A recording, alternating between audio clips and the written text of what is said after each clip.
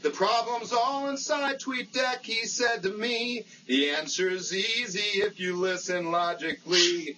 I'd like to help you in your struggle for your tweets. There must be 50 ways to manage Twitter. Anyway, Andy, bringing you back to 50 ways to manage Twitter. You just set up the TweetDeck. You use the social loom. You get your report from Social 2. Now listen to me. All right.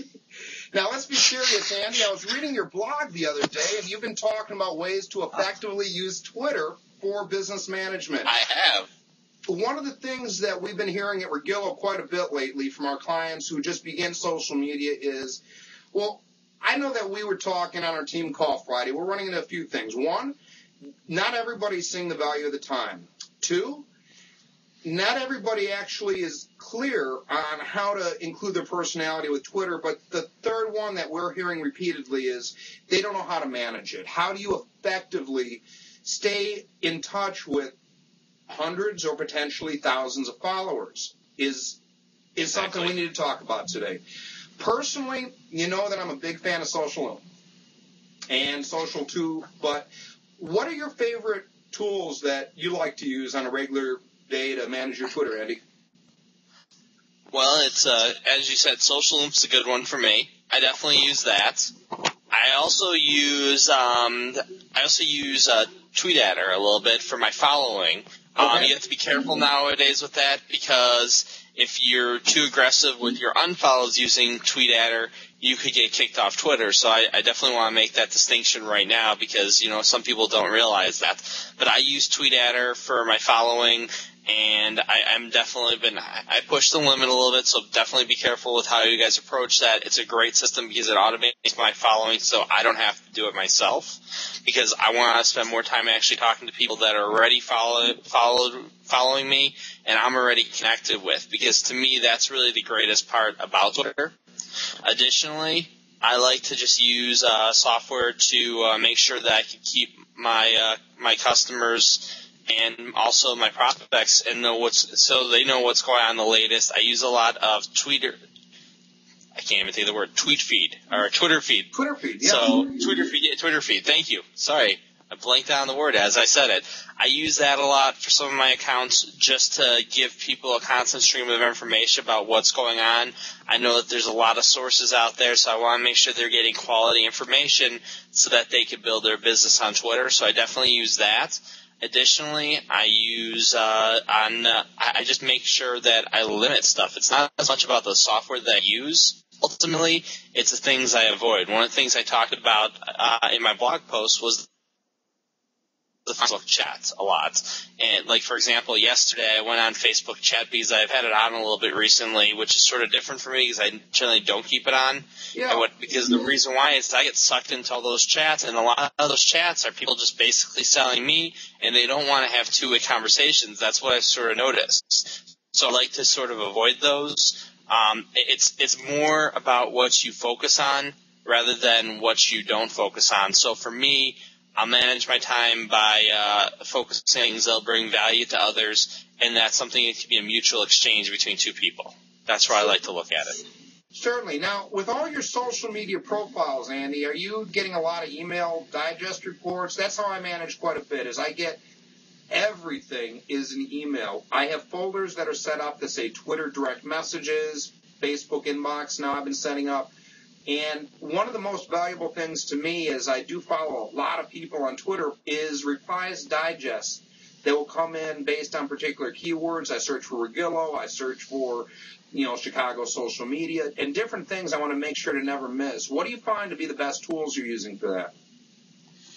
I do use digest a little bit. I don't use it constantly because I actually sometimes just like to go on there. My belief is that I should check it at least once a day. I don't check every account, and that's where I do sometimes use a digest.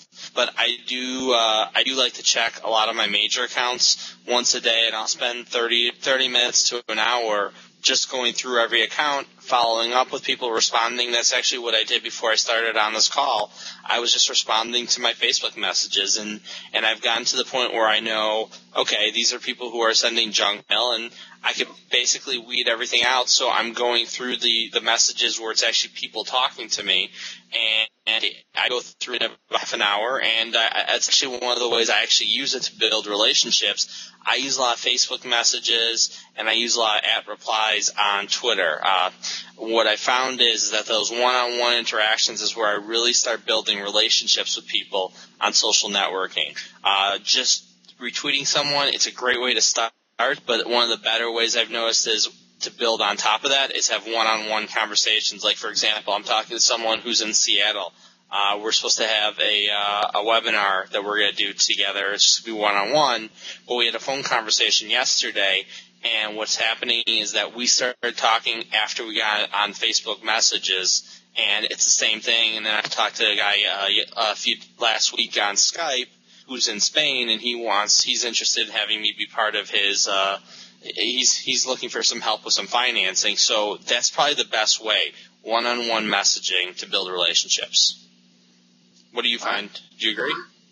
It depends on what I'm looking to communicate. There's times that the one-on-one is fine. The one-to-many can be even exponentially greater depending on what you're looking to get out there. It all depends and you're on right. your goal.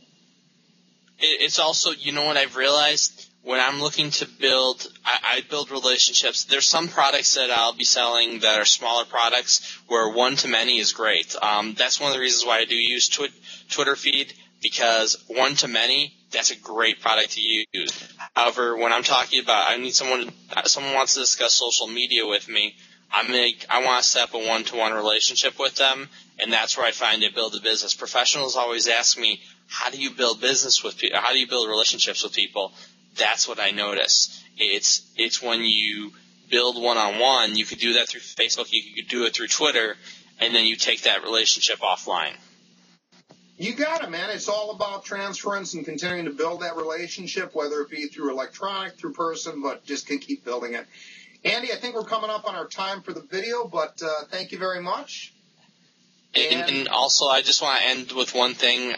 I obviously know there can be 50 ways to build your Twitter. At least. I had to say it.